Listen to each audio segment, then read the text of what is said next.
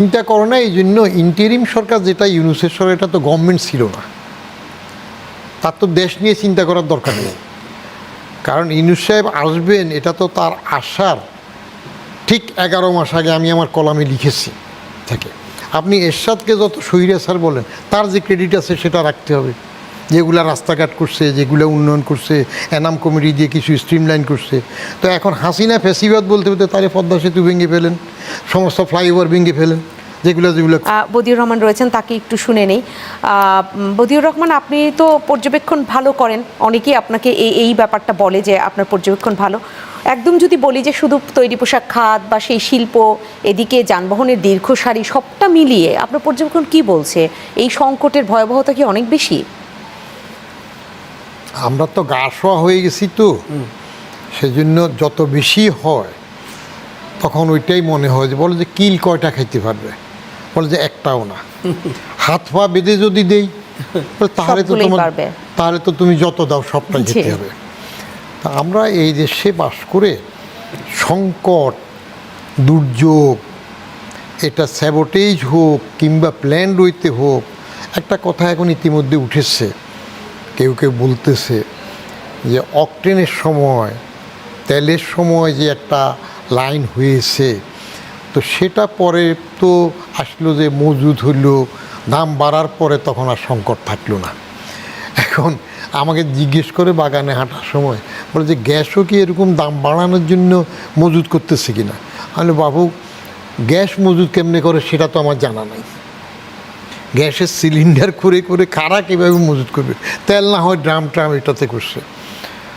তো যদি কোনো কারণে গ্যাস আবার পরে দাম বাড়ে, তাহলে জনমনে একটা বার্তা যাবে, সরকারের বিরূপ একটা বার্তা হয়ে যাবে যে দেখো এটার জন্য এই কাজটা করছে, কাজটা এখানে হবে।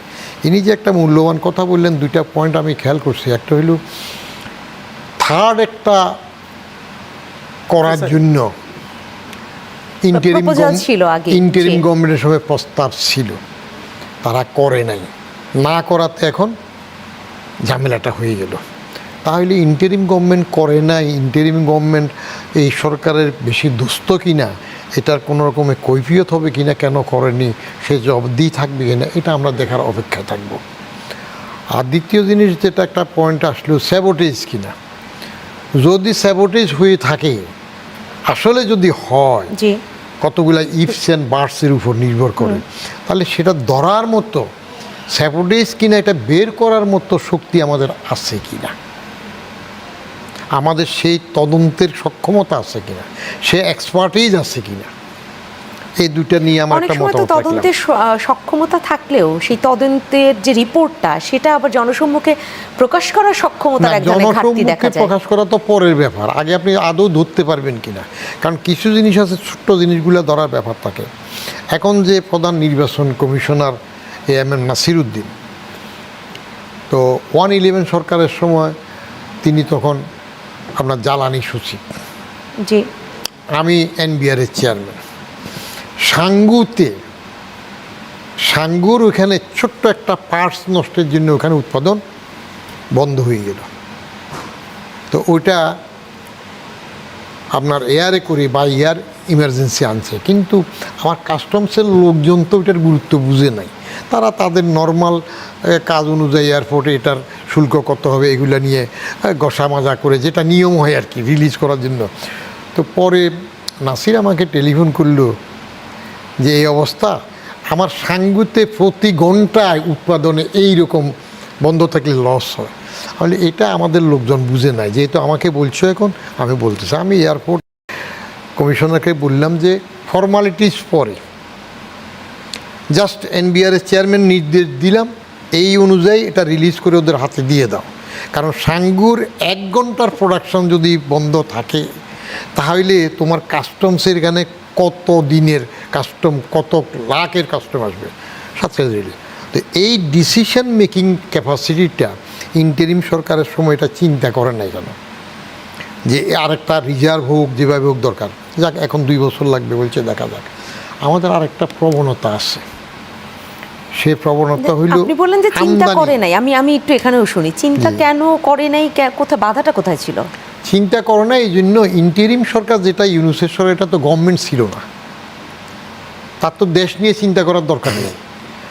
কারণ ইউনূস সাহেব আসবেন এটা তো তার আশার ঠিক 11 মাস আগে আমি আমার কলামে লিখেছি, 5ই সেপ্টেম্বর 2023 ইউনূস সাহেবের উপর আমার 4:30 পৌনে 5টা লেখা আছে। ওই খণ্ড বলতেছি এই জন্য, কোনোটা ফুল না আর কি, ফুল আছে, হাফ আছে, কোয়ার্টার আছে, ওই ছিকি আদুলি মিলিয়ে 4:30 পৌনে 5টা লেখা আছে। সেই লেখার মধ্যে এই শেষ 5ই সেপ্টেম্বর 2023 লেখাতে আমি ফিনিশিং দিলাম। এবার বাইরে শোনা যাচ্ছে অস্বাভাবিক কোনো সরকার হইলে তিনি আর সুযোগ হাতছাড়া করবেন না। And that did happen just after 11 months. 5ই সেপ্টেম্বর 2023 আর 5ই আগস্ট 2024 গণেশ উল্টালে উনি এসে গেলেন। তো উনি আসছেন তো হাসিনাবাজি করার জন্য, কারণ হাসিনা ইউনূসবাজি করেছে, প্রতিশোধ স্প্রিয়ায় আসছেন, জেনারেশন নষ্ট করে দেবে, বঙ্গবন্ধুর বাড়ি ভাঙবে, হ্যাঁ, আকবরের বৈরাম খার মতো একটা বাচ্চা কাচ্চাদের জেনারেশন নষ্ট করে লেখাপড়া নষ্ট করে দল করবে। উনি তো এসব নিয়ে চিন্তা করেন নাই। ওইসব নিয়ে চিন্তা করলে তো হামেরই দশা হইতো না। জি, হামের টিকাও কেনা হয়নি। এখন যে একটা পয়েন্ট বললেন যে আমদানি নির্ভরতা নাকি আমরা আসলে নিজেদের উপর দাঁড়াবো, yes, that is the vital point. স্বাধীনতার 55 বছর থেকে আমি ক্লোজলি যেটা অবজার্ভ করতেছি, মোটামুটিভাবে প্রত্যেক সরকারের, কোনো সরকারই কোনো দিন চায় নাই, এই পর্যন্ত কোনো সরকার চায়নি যে আমি স্বনির্ভর হব, আমি আমার পায়ে দাঁড়াবো। চাইনি, কিন্তু কেন চাইনি সেই জায়গাটায় পরে আসি, কারণ সংকটের বিষয়টা আরেকটু আমি শুনতে চাই আপনাদের কাছে, সমাধানের দিকটা একটু পরে যাই, সেই না চাওয়ার পেছনে দিই। আমাদের স্টুডিওতে আজ উপস্থিত হয়েছেন এনবিআর এর সাবেক চেয়ারম্যান বদিউর রহমান এবং সর্বডানে রয়েছেন বিকেএমই এর সভাপতি মোহাম্মদ হাতিম। আমি আপনাদের দুজনকে স্বাগত জানাচ্ছি, কৃতজ্ঞতা জানাচ্ছি নিঃসন্দেহে, কারণ সময় দিয়েছেন আপনার মতের এই আয়োজনে। দর্শক, আপনারা আজকেও ফেসবুকে যুক্ত হয়ে দেখতে চাইলে দেখতে পাবেন facebook.com/channel9bd.tv-তে, ইউটিউবে দেখতে চাইলে দেখতে পাবেন youtube.com/channel9bd-তে। মোহাম্মদ হাতিম, আপনাকে আগে একটু শুনি যে এই জ্বালানি সংকট এবং সেই সংকটটা আসলে বিভিন্ন খাতেই অনেক বেশি তীব্রতর হচ্ছে। তৈরি পোশাক খাতের কথাও আমরা ঠিক একদিন আগেও আলাপটা করেছি যে কতটা ভয়াবহতা ছড়াচ্ছে সেখানে। আপনার কাছে কি মনে হয়, তীব্রতা কি অনেক বেশি? দেখেন, আমাদের কাছে যেটা মনে হয়, সরকার বা অন্যান্য সংশ্লিষ্ট যারা এই জ্বালানির সাথে আছে, তারা এই যে জ্বালানি সংকট হচ্ছে বা আগেও ছিল, বাট এখন যেটা হয়েছে এই ধরনের প্রকট সংকট এর আগে হয় নাই, যে এইভাবে একটা সাপ্লাই, একটা এলাকা পুরোপুরি বন্ধ থাকা বা গ্যাস না পাওয়া। মাঝে মাঝে আগে হয়েছে এরকম যে হয়তো সকালবেলা পাই নাই, বিকালবেলা পেয়েছি বা রাতের বেলা পেয়েছি, কিন্তু এখন কিন্তু কন্টিনিউয়াসলি গত প্রায় 13 দিন হয়ে গেছে, 12-13 দিন হয়ে গেছে যে সরবরাহ। এফএসআরইউ যেটা নষ্ট হয়েছে, আগুন লাগছে তারা বলছে। তো এই যে আগুন লাগলো, এটা নিয়েও আমাদের প্রশ্ন আছে যে আগুনটা লাগলো যে এটা কি কোনো সাবোটাস কিনা, এটাও একটু সরকারকে বোধহয় খতিয়ে দেখা দরকার। আচ্ছা, তারপরে যেটা হলো, এখন এই এফএসআরইউটা ঠিক করতে গিয়ে এত সময় লাগা, প্রথম সিঙ্গাপুর থেকে একটা টিম আসলো, তারা ব্যর্থ হয়েছে, পরে ইউকে থেকে আরেকটা টিম আসছে, তারা কাজ করতেছে। তো আজকেও মন্ত্রী মহোদয় যেটা বললেন যে 10 তারিখ নাগাদ গিয়ে এটা হয়তো স্বাভাবিক হবে, সরবরাহটা স্বাভাবিক হবে। তাহলে প্রায় 20-22 দিন 23 দিনের মতো যে এই যে বন্ধ থাকলো, তাতে ইন্ডাস্ট্রির কি অবস্থা এটা বোধহয় কেউ রিয়েলাইজ করছে না বিষয়টা। মনে করছে সবসময় তো সংকট থাকে, সবসময় তো এইভাবেই চলছে, এইভাবেই বোধহয় চলবে। বিষয়টা আমার মনে হয় এই সংকটটা ওরকম না। সেই অনুধাবনটা কি সরকারের যারা রয়েছেন এই পর্যায়ে, নীতি নির্ধারণী পর্যায়ে, তারা করছেন না সেটা বলছেন? এই যে না থাকার কারণে আমরা ইন্ডাস্ট্রি বা এক্সপোর্ট সেক্টর কি পরিমাণ ক্ষতির সম্মুখীন হচ্ছে এটা হয়তো কেউ ভাবতে পারছে না। কিন্তু আপনাদের একদম মাননীয় প্রধানমন্ত্রীর সাথে একটা বৈঠক হয়েছে, সেখানে তো নানান ধরনের আলাপচারিতা হয়েছে, প্রধানমন্ত্রী এক ধরনের আশ্বাসও দিয়েছেন, আলোচনা হয়েছে। তিনি এই ব্যাপারে আন্তরিক, এর মধ্যে কোনো সন্দেহ নেই। তিনি আমাদের কাছ থেকে শোনার চেষ্টা করেছেন এবং সেগুলি সমাধানের জন্য উনি চেষ্টা করছেন। এবং যেমন চেষ্টাটা কেমন দেখেন, আমরা গত ইন্টারিম গভর্নমেন্টের সময় আমরা বহুবার বলেছি এই দুইটা এফএসআরইউর যেটা আছে যে কোনো একটা সমস্যা হইলেই কিন্তু সংকটটা হবে। তখন আমরা অনেকবার বলেছি যে আরেকটা থার্ড একটা এফএসআরইউ এনে এটা যেন রিজার্ভ রাখা হয়, কিন্তু ওই সময় ওই ইন্টারিম গভর্নমেন্ট ওইটাকে বাতিল করেছে। ওই প্রস্তাবনা হয়েছিল কিন্তু এটা ওনারা অ্যাকসেপ্ট করেন নাই। না করার ফলে আজকে কিন্তু এটার ফল কিন্তু এখন, এবং গতকাল কি আরেকটা এফএসআরইউ আনার ব্যাপারে সিদ্ধান্ত প্রধানমন্ত্রী এবং জ্বালানি মন্ত্রী কিন্তু কালকে করে ফেলেছেন সেটা। তার মানে ওনারা ওয়াকিবহাল, ওনারা চেষ্টা করছেন এবং বিষয়টা নিয়ে ভাবছেন, তড়িৎ সমাধানের চেষ্টাও করছেন। বাট এখনও একটা এফএসআরইউ যেটা ওনারা আনার চেষ্টা করছেন এটা মিনিমাম 2 বছর লাগবে এটাকে ইনস্টলেশনে, মানে রানিং আনতে। তো তার মানে আমরা কিন্তু 2 বছর আরও পিছিয়ে গেলাম, এটা যেমন একটা দিক। এরপরে এই যে এতদিন যাবৎ এই গ্যাস না পাওয়ার কারণে আমাদের যে উৎপাদন বন্ধ থাকলো, এর কনসিকুয়েন্সটা কি? প্রথম কনসিকুয়েন্সটা ধাক্কাটা খাবো কি আমরা এই অগাস্ট মাসের প্রথম 7 কর্মদিবসের মধ্যে আমার জুলাই মাসের বেতন দিতে হবে। এই বেতনটা আমরা কোত্থেকে দিব, কিভাবে দিব, এইটা নিয়ে আমাদের কাছে কোনো জবাব নেই, কিভাবে দিব। 2 নম্বর আসেন, এই যে এত 20-22 দিনের যে উৎপাদন ব্যাহত হচ্ছে, তাতে আমি যে শিপমেন্ট ডেটগুলি ফেল করতেছি, নিশ্চিতভাবে বায়ার আমাদেরকে অলরেডি বলা শুরু করেছে যে তুমি তাহলে এই মাল এয়ারে দাও। তাহলে এয়ারে মাল দেওয়া মানে হচ্ছে যেখানে আমার কোনো খরচ লাগতো না, কমপ্লিটলি তার খরচে যাইতো। এয়ার ফ্রেট মিনিমাম 50%, টোটাল মালের ভ্যালুর 50% আমার এয়ার ফ্রেট দেওয়া লাগে। তো আমি যদি $1,00,000 মাল শিপমেন্ট দিতে গিয়া $50,000 এয়ার ফ্রেট দিয়ে দিই, তাহলে আমার অবস্থানটা কি দাঁড়ায়? তাহলে আমার যে এই শর্টফলটা তৈরি হচ্ছে, আলটিমেটলি এই শর্টফলটা গিয়া নানা জায়গায় হিট করবে। আমার ব্যাংকে শর্টফল হবে, আমি ওভারডিউ হয়ে যাবে, আমার তখন একটা ফোর্স লোন হবে, নানা রকমের সংকটে তখন আমরা পড়ব।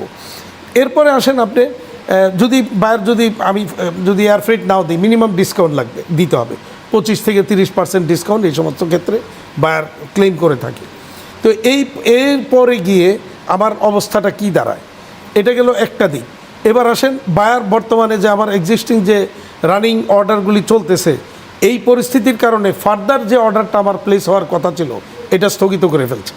যে পরিস্থিতি কি তোমাদের, আমরা আগে দেখি, কারণ তোমাকে অর্ডার প্লেস করলে এই অর্ডার যে আমি আমার প্রয়োজন মতো আবার সময় পাবো এই নিশ্চয়তা নাই। সুতরাং আমি দেখি এটা অন্য কোনো দেশে প্লেস করব। তাহলে আপনি মোটামুটি নানা রকমের সংকটের মধ্যে কিন্তু আমরা পড়ে গেছি। সমস্যা ইতিমধ্যেই তুলে ধরলেন। আমি আরেকটু নিঃসন্দেহে শুনবো, আপনার কাছে ফিরবো, মানে কি কারণ আছে সেটাও খুঁজবো। আমি মোহাম্মদ হাতিম আপনার কাছে আসি। আপনি বলছিলেন, আপনি যে চিত্র মোটামুটি তুলে ধরলেন যে শিপমেন্টের ডেট যদি ক্যান্সেল হয়, তা মানে ওটা যদি তখন তারা হয় ডিসকাউন্ট চায়, এয়ারে পাঠাতে বলে, মানে নানা সংকট আরও এখানে ঘনীভূত হবে। ব্যাংকের একটা ব্যাপার রয়েছে। তাহলে মানে ব্যবসায়ীরা আপনাদের মতো যারা একদম বড় যদি বলি যে শীর্ষ অনেকগুলো প্রতিষ্ঠানে আছেন, তাদের বাইরে ছোট যারা এখনও টিকে আছেন, অনেকেই তো ঝরে গেছেন, তাদের আসলে কি অবস্থা দাঁড়াবে? আমি সেই জায়গাটাই আরও কন্টিনিউ করতে চাচ্ছিলাম। এখন দেখেন যে আমার যখন এই শিপমেন্টটা আমি ফেল করতেছি, নির্ধারিত একটা শিপমেন্ট ফেল করতেছি, তখন মাস শেষে কিন্তু আমার আরেকটা আছে ব্যাংকের ইনস্টলমেন্ট পরিশোধ করা। একটা ফেল করলে কিন্তু আমি ক্লাসিফাইড হব। ক্লাসিফাইড হলে কিন্তু সেখানে আবার একটা সমস্যা তৈরি হবে, দেখা যাবে ক্লাসিফিকেশনের কারণে তখন আবার সকল কার্যক্রম ব্যাংক বন্ধ করে দিয়েছে।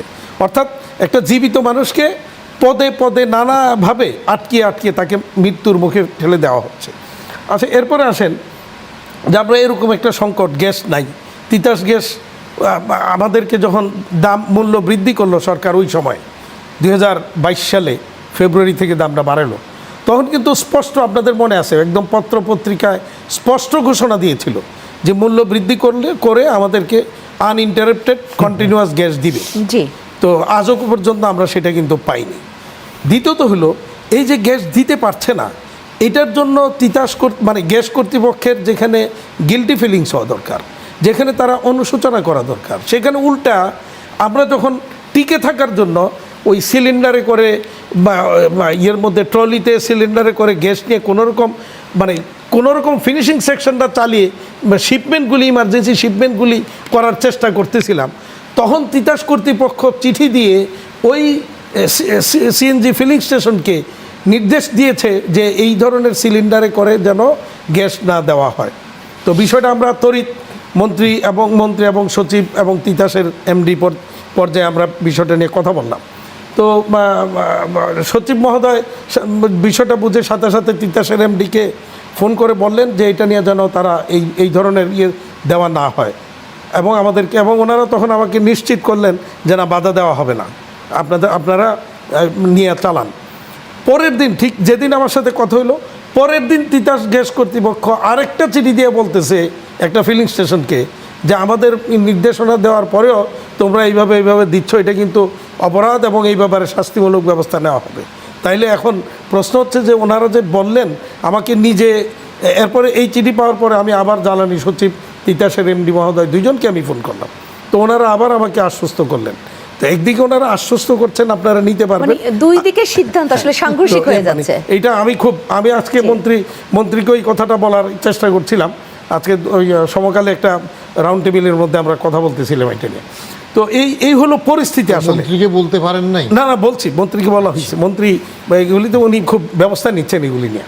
তো এখন পরিস্থিতি হলো এরকম। এখন ধরেন আমার যে আপনি যেটি ছোট মাঝারির কথা বললেন, এই যে ছোট মাঝারিগুলি প্রতিষ্ঠানগুলি, এরা তো মানে বড়দের মনে করেন বা হয়তো সারপ্লাস বা অন্য কোনো ফান্ড থেকে এনে আপাতত একটা ঠেক দিবে, কিন্তু ছোট মাঝারিদের কি হবে? তাদের তো আর ওইভাবে কোনো জমানো টাকা নেই।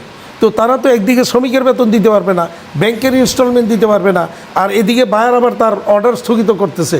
মানে সব কিছু মিলিয়ে কিন্তু আমরা একটা মহাসংকট, সামনে একটা মহাবিপদ আমরা লক্ষ্য করছি।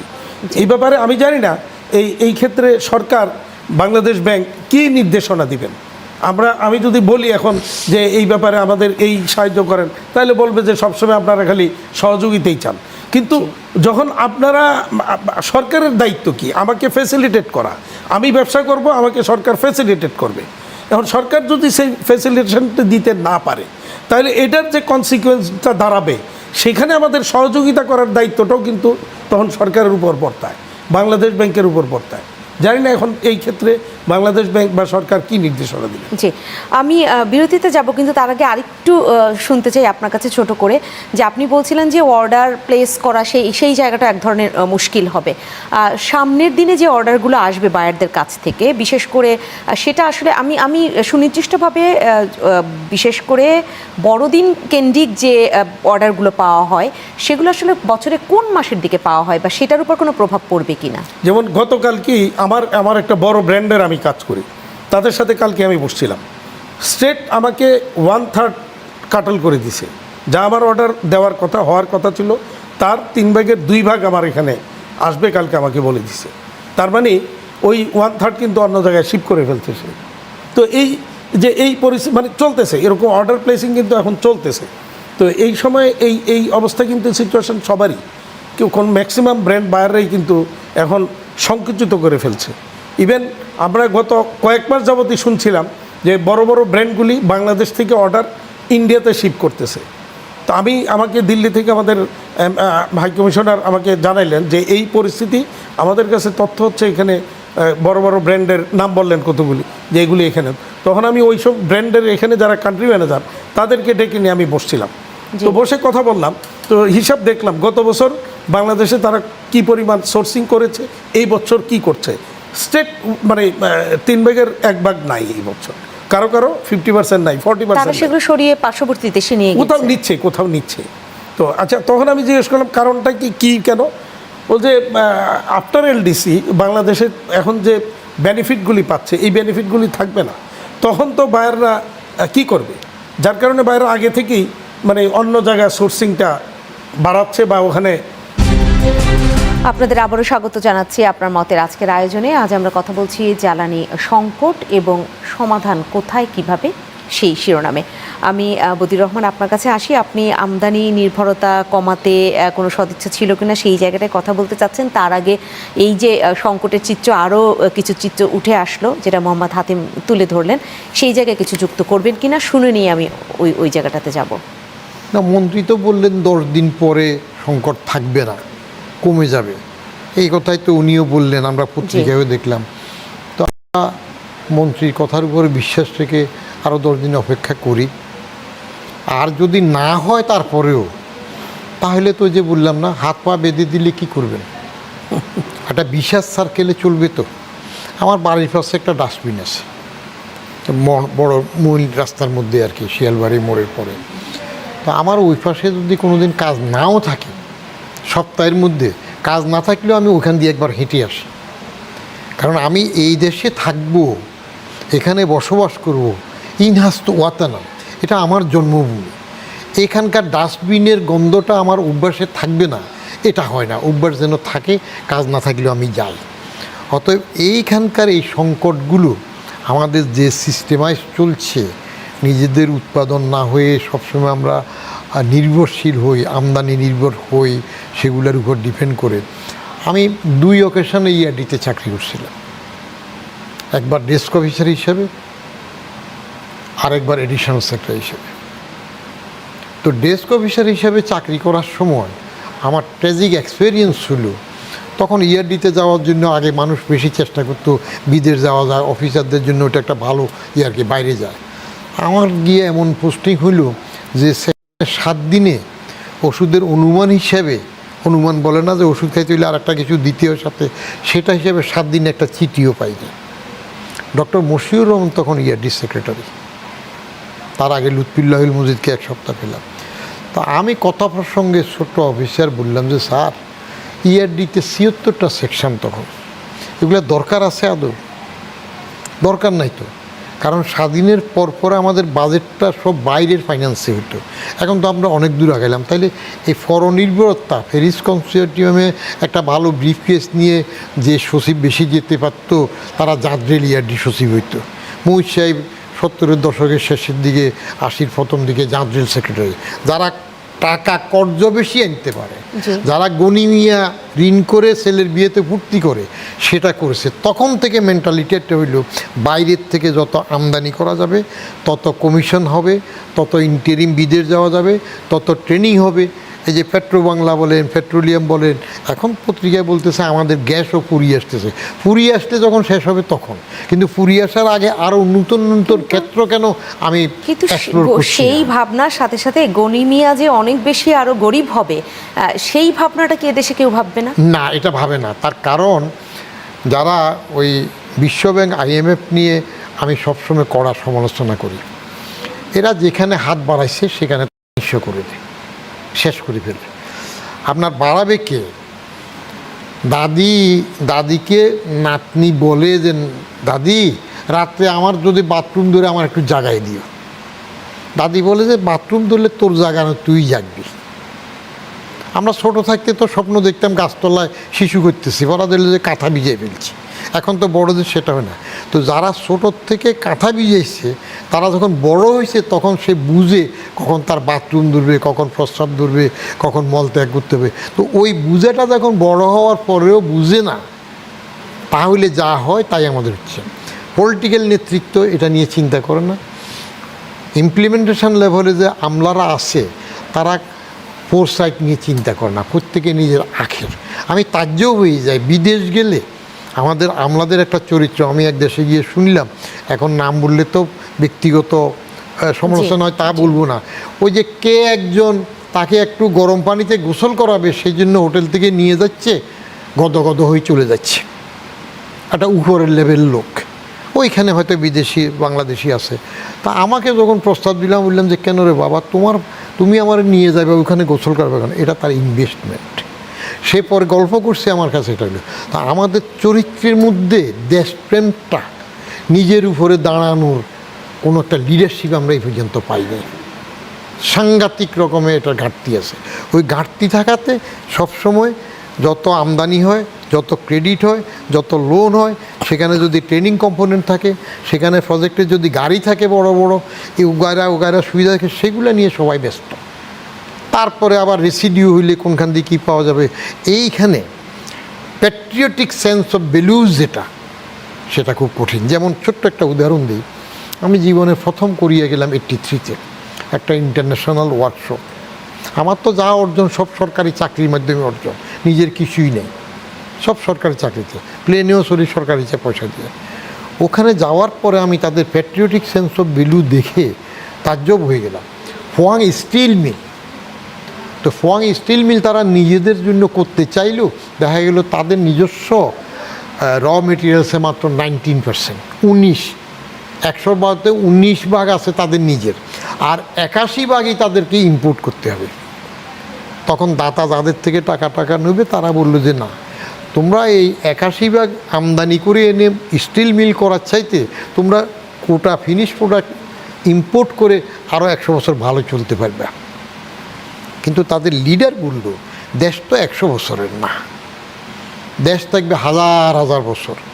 অতএব আমরা এই প্রথমবার কষ্ট করে হইল নিজের স্টিল মিলটা করলো, এটা কষ্ট করে হইল, দে ডিড ইট। পরে আমাদেরকে দেখাইলো কম্পিউটারাইজড ফুললি, একখান দিয়ে কাঁচামাল ঢুকতেছে আর একখান দিয়ে ফিনিশ প্রোডাক্ট অটোমেটিক বের হচ্ছে। আমাদের বললো যে নিতে পারলে 40 টন ওজনের একটা শীট গিফট হিসেবে নিয়ে নিতে পারো। প্যাট্রিয়টিক সেন্স অফ ভ্যালুসটা যদি কঠিন না হয় তাহলে এইসব চিন্তা কারো মাথায় আসবে না। তাহলে ওই দীর্ঘমেয়াদী চিন্তাটা আসলে খুব একেবারে, কারণ যে থাকবে দল না, ক্ষমতায় যেটা আসে, বলছেন। আসার সাথে সাথে তার চিন্তা হয়ে যায় পরের মেয়াদ কেমনি আসবে, এবং পরের মেয়াদ আসার জন্য এখন যেখানে যেখানে তার দলের লোক দেওয়া যায় সবটা দখল জি, করবে। আপনার কাছে না হয় আবারও আমি ফিরবো, সেই সুযোগ হয়তো পাবো যে আসলে এই একটা 5 আগস্ট যাওয়ার পরে আবার আগস্ট মাস সামনে, সেই 5 আগস্টটা যখন সামনে আসে, সেই 5 আগস্ট সামনে রেখে আর কোনো এরকম চিন্তা করার সাহস অনেক বেশি হবে কিনা, কারণ আমরা তো আসলে দেখেছি বিএনপি মাত্র 5 মাস পার করলো। আমি শুনবো আপনার কাছে মোহাম্মদ হাতেম, আমদানি যে ব্যাপারটা, নির্ভরতা, এটা তো যুগে যুগে ছিল, এবং আপনার কি মনে হয় যে আমদানি করলে যে পরিমাণ খরচ, গ্যাসেরই দাম তো আপনাদের দিতে হয়, দেশের মধ্যে যদি উৎপাদন করা হতো তার থেকে কি কম হতো নাকি বেশি হতো? আমি এই প্রসঙ্গে আবারও ধন্যবাদ দেই আমাদের জ্বালানি মন্ত্রী এবং প্রধানমন্ত্রীকে। ওনারা দায়িত্ব নেওয়ার পর থেকেই কিন্তু এই দেশীয় উৎস থেকে গ্যাস আহরণের জন্য সচেষ্ট হয়েছেন এবং ওনারা এটা কিন্তু শুরু করেছেন। আমরা আশাবাদী যে আজকে মন্ত্রীও যেটা বললেন যে হয়তোবা আগামী এক বছরের মধ্যে ওনারা কোনো একটা দেশীয় উৎস থেকে গ্যাস আহরণের একটা অন্তত উৎস খুঁজে পাবেন, সেই প্রচেষ্টা ওনারা চালিয়ে যাচ্ছেন। এবং সেটা কি নিজেদের ব্যবস্থাপনায় উত্তোলন সম্ভব হবে? নিজেদের ব্যবস্থাপনায়। আচ্ছা, আর দ্বিতীয়ত যে কাজটা ওনারা করছেন এই মুহূর্তে মানে সাপ্লাইটাকে স্বাভাবিক করার জন্য আমদানি যতটুকু করা দরকার ওনারা সেটা করছেন এবং করে আমাদেরকে মালয়েশিয়ার প্রধানমন্ত্রী নিজে কথা বলছেন। হ্যাঁ, তো আমদানি করে আমাদেরকে সাফিসিয়েন্টলি গ্যাস দেওয়ার চিন্তাভাবনা ওনারা করছেন। এই ব্যাপারে আমরা খুব স্যাটিসফাইড যে ওনারা এটা চেষ্টা করছেন। বাট এটা মানে আমরা যেটা গত মানে এর আগে গত ইন্টারিম গভর্নমেন্টের আগের গভর্নমেন্ট যেটা করেছে আপনারা দেখেছেন সবাই, যে দেশীয় উৎস থেকে অনুসন্ধান বা আহরণের প্রচেষ্টাটা সম্পূর্ণরূপে বন্ধ ছিল। মূলত আমদানির উপরেই বেশি ফোকাসটা ওনারা করেছেন, যার কারণে আজকে এই সংকটটা আরও আস্তে আস্তে প্রকট হচ্ছে। তো বিবিএনা গ্যাস ফিল্ডের গ্যাস আস্তে আস্তে কমে যাচ্ছে, তিতাসের গ্যাস ফিল্ড এখনও আছে, চলতেছে, এগুলো আস্তে আস্তে ফুরিয়ে যাবে। তাইলে কি হবে? ওই যে সাঙ্গুর কথা উনি বলছিলেন, সেই সাঙ্গুটা তো পরবর্তীতে আহরণটা বন্ধ হয়ে গেল। কেন হলো? আজকে ভোলা থেকে গ্যাস আনার, ওইটাকেও ঢাকা পর্যন্ত আনার চিন্তাভাবনা হচ্ছে। মন্ত্রী ওই লাইনেও কথা বলেছেন। ওই সময় আমরা ওটার কথাও শুনেছিলাম যে না, অলাভজনক, এটা দিয়ে তেমন কিছু কাজ হবে না। কেন লাভজনক কোথায়? আমরা এখন যেই দামে মানে যে অতিরিক্ত দামে এলএনজি আমদানি করে আমরা দেওয়ার চেষ্টা করতেছি, তার চেয়ে তো কম পড়তো সেটা। তো যাই হোক, সরকার আমরা আশাবাদী যে সরকার বর্তমানে যেভাবে পরিকল্পনা করে এগোচ্ছে, এতে মানে গ্যাসের যে সংকটটা আছে হয়তোবা একেবারে সমাধান হবে না, তবে যে সংকট আছে ওই সংকটের চেয়ে কিছুটা বেটার পজিশনে যাব এটা আমরা আশাবাদী। এবং এখানে জ্বালানি সচিবের কথাও বলবো, পেট্রোবাংলার চেয়ারম্যান, তারপরে আপনার জ্বালানি মন্ত্রী, প্রধানমন্ত্রী, প্রত্যেকেরই আমরা দেখলাম যে এখানে আন্তরিকতার কোনো অভাব নেই, ওনারা চেষ্টা করছেন। আপনি এটুকু স্পষ্ট করলেন। আমি বিরতি থেকে ফিরে এসে আপনার কাছে আরেকটু জানতে চাইবো, এই এখন পর্যন্ত আমরা সমাধানের যে পথ শুনলাম, আর কি কি পথ রয়েছে বা কি কি হতে পারে, আরও কোনো ধরনের প্রস্তাবনা রয়েছে কিনা শুনবার চেষ্টা করবো আপনার কাছে। দর্শক, আপনারা যারা রয়েছেন আজকের এই আয়োজনে, আমরা সেখানে মানে সমাধানটা আর কি কি পথে হতে পারে, বা আরও কোনো ধরনের প্রপোজাল কি আপনাদের তরফ থেকে রয়েছে? না, আমরা ওই তো আপনার এফএসআরইউ, আমরা যেটা আগেও বলে আসছিলাম, এফএসআরইউ, থার্ড এফএসআরইউ বা সেট করা, তো আমরা বলেছি সেটাও তো আমলে নিয়েছে এই সরকার। মানে এই জন্য মানে আমরা খুব মানে দেখলাম যে মন্ত্রী মহোদয় জানালেন এটা গতকাল কি ওনারা এই উদ্যোগটা নিয়ে ফেলেছেন। এই জন্য ওনাদেরকে আমরা ওই দিন মানে সাধারণত আমাদের ওখানে সবাই মানে খুব উৎসাহিত হয়েছে যে মন্ত্রী সরকার এই কাজটা করে ফেলেছেন। তো আমরা আশা করব যে সরকার যে লাইনে আগাচ্ছে আশা করি সমাধান কিছুটা হলেও হবে। যদিও আমরা অনেক মূল্য দিয়ে গ্যাস আমরা নিচ্ছি এখন, যেটা মানে 12 টাকার গ্যাস আপনি চিন্তা করেন, প্রথমে হইল 30 টাকা এবং 32 টাকা, শিল্পে 30 আর ইয়েতে 32, পরবর্তীতে 40 এবং 42, মানে এত গুণ বাড়ার পরেও আমরা পর্যাপ্ত বা নিরবিচ্ছিন্ন গ্যাস কিন্তু আমরা পাই নাই। সেইটাই আমাদের আসলে কষ্টের জায়গাটা। এবং ওই যে উনি যে বললেন যে বেঁধে দিলে কিল কয়টা খাবি, একটাও না, আর বেঁধে দিলে কয়টা খাবি, সবগুলি। তো আমাদের অবস্থা হয়েছে এরকমই এখন, যখন নাই তাহলে কি করার আছে, এখন আর কিছু করারই নেই আমাদের। জি, যদিও আজকে গ্যাস নিয়েই কথা বলছি, কিন্তু জ্বালানি শব্দটার মধ্যে আসলে আমাদের সেই বিদ্যুৎ, আমাদের তেল, এই জায়গাগুলোও তো অনেক বেশি ভাবায়। কিছুদিন পরপরই দেখা যায় যে একটা সংকট তৈরি হয়, সংকটে উত্তরণ ঘটুক সেটা তো আমরা চাই। বদিউর রহমান, আপনার কাছে আসি, এবং আপনি বেশ বলছিলেন যে এই আন্তরিকতা বা এই চেষ্টা করতে গেলে নিজেদের আখেরে আবার কিছু থাকে না, সবাই তো নিজের আখের গুছায়, কিন্তু একটা 5 আগস্ট সামনে রেখে আর কেউ কি এইরকম আখের গুছানোর চেষ্টা করবে কি না? কোনো একটা সরকারি পলিটিক্যাল গভর্নমেন্ট ক্ষমতায় সেটা ভাবে না যে আমি পরের মেয়াদে আসি বা না আসি, আমি এই মেয়াদের মধ্যে এই ভালো কাজগুলো শক্তভাবে করব। লজিক্যাল সিকোয়েন্সে যদি আমি এসে যাই, ভালো আসলে এসে যায়, ভালো করলে সবাই বুঝে, জনগণকে এত বোকা পাওয়ার কারণে তারা বুঝে। তো সেটুক যদি হয় শক্তভাবে করে হবে। কিন্তু এখনই যে লক্ষণ কিছুটা দেখা যাচ্ছে যে নিজের দলের দখলে আসতে হবে, আগেরটা সব ফেসিবাদ, এটা সব শেষ করছে। প্রত্যেকটা সরকারের ক্রেডিট থাকে। আপনি এরশাদকে যত স্বৈরাচার বলেন, তার যে ক্রেডিট আছে সেটা রাখতে হবে। যেগুলো রাস্তাঘাট করছে, যেগুলো উন্নয়ন করছে, এনাম কমিটি দিয়ে কিছু স্ট্রিমলাইন করছে। তো এখন হাসিনা ফেসিবাদ বলতে বলতে তাহলে পদ্মা সেতু ভেঙে ফেলেন, সমস্ত ফ্লাইওভার ভেঙে ফেলেন, যেগুলো করছে। যে সরকার যেটুকু ক্রেডিট আছে এটা স্বীকার করতে হবে, যেটা ডিসক্রেডিট সেটা পর্যায়ে। আমাদের একটা রেওয়াজ হয়ে গেছে, আমরা যখন শুরু করি তখন ওই সুরে একভাবে শুরু করি। বাট পলিটিক্যাল গভর্নমেন্ট টিকুক থাকুক, এটা আমাদের লাস্ট রিসোর্ট। আমরা চাইব যে তারা শক্তভাবে ডিসিশন নেয়। যদিও আজকে আমরা আমাদের দর্শকরাও বলবে যে একটা শিরোনাম দিয়ে শুরু করে আমরা অন্য শিরোনামে চলে গিয়েছি। আমি বরঞ্চ আপনার কাছে এলডিসির জায়গাটা একটু আসি। আপনি তখন বলছিলেন সেই এলডিসি হলে তারা তো আসলে এই কারণে 1/3 হয়ে গেছে অর্ডার, যেটা বললেন।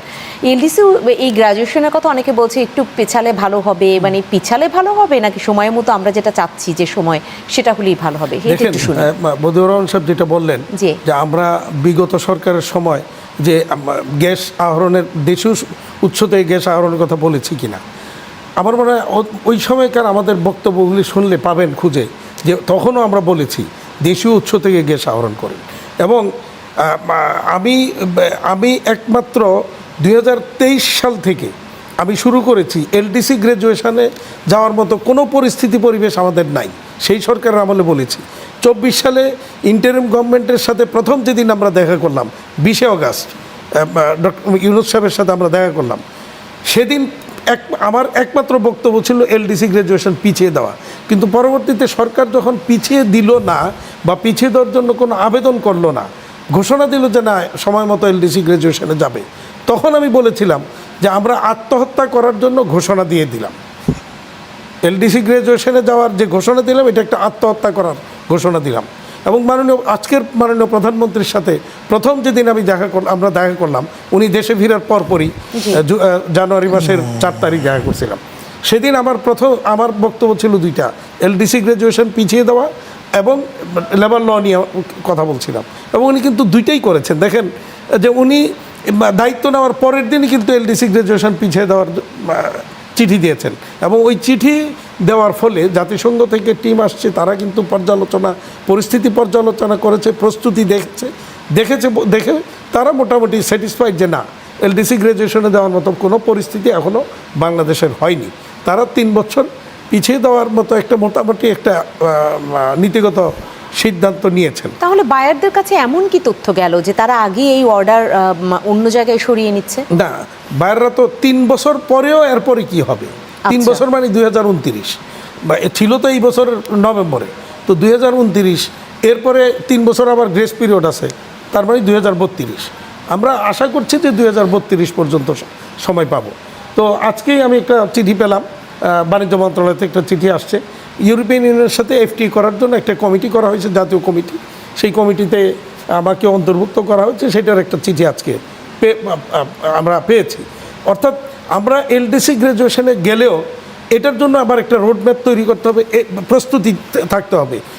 প্রথম বছর আমরা কি করব, দ্বিতীয় বছরে কি করব, তৃতীয় বছরে কি করব, এরপরে যে গ্রেস পিরিয়ড ওই সময় কি করব, এগুলি করতে। আমি বলেছিলাম যে এই মুহূর্তে প্রথম কাজটাই হচ্ছে এই ইউরোপিয়ান ইউনিয়ন সহ বিভিন্ন দেশের সাথে আমাদের ফ্রি ট্রেড এগ্রিমেন্ট এফটি এটা করা, এবং সরকার সেই উদ্যোগ কিন্তু নিয়েছে। তো এই জায়গাগুলিতে যদি আমরা সময় মতো উদ্যোগ নিয়ে রোডম্যাপ তৈরি করে যদি কাজ করতে পারি, তাহলে আফটার এলডিসি যে সংকটগুলি হতে পারে সেই সংকটগুলি এখনই আমরা যদি মোকাবেলা করি, যেমন ধরেন আমাদের আফটার এলডিসি আমি তো আর এখন যে জিএসপি ফ্যাসিলিটি পাই এটা পাবো না, তখন আপনার জিএসপির মানে আপার ভার্সানটা আমাদেরকে নিতে হবে। সেটা নিতে গেলে কিছু সমস্যা, টেকনিক্যাল সমস্যা ইউরোপিয়ান ইউনিয়নের পলিসির মধ্যেই রয়েছে, তাহলে ইউরোপিয়ান ইউনিয়নের সাথে দরবার করতে হবে ওই পলিসিতে চেঞ্জ করার জন্য। একদম শেষের দিকে রয়েছে, তো সেই কাজগুলি আমাদেরকে এখন করতে হবে, বসে থাকলে হবে না।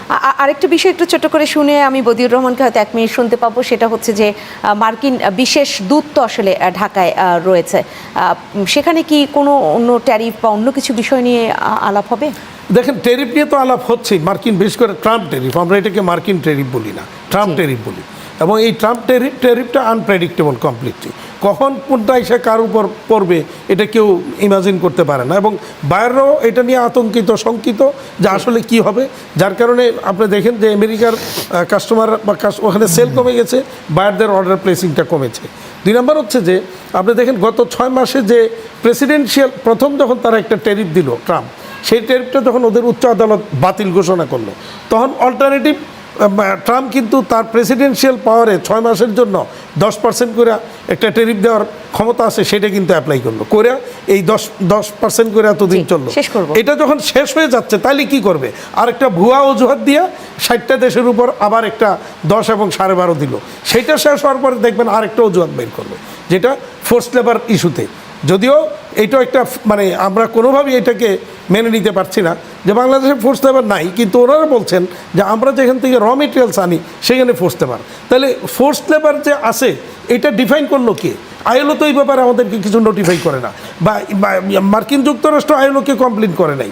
তাহলে তারা নিজেদের মত করে বললো যে ওখানে ফোর্স লেবার আর তুমি ওখান থেকে র মেটেরিয়ালস আনো, সুতরাং তোমার উপর এইটা চাপিয়ে দেওয়া হইল। জি, হয়তো আসলে আরও অনেক কিছু শোনা দরকার বা আমাদের দর্শকদের জানানো দরকার, কিন্তু সময় একেবারেই শেষ। বদিউর রহমান, আপনি তখন বললেন সমাধানের আর কি কোনো পথ আপনি দেখেন?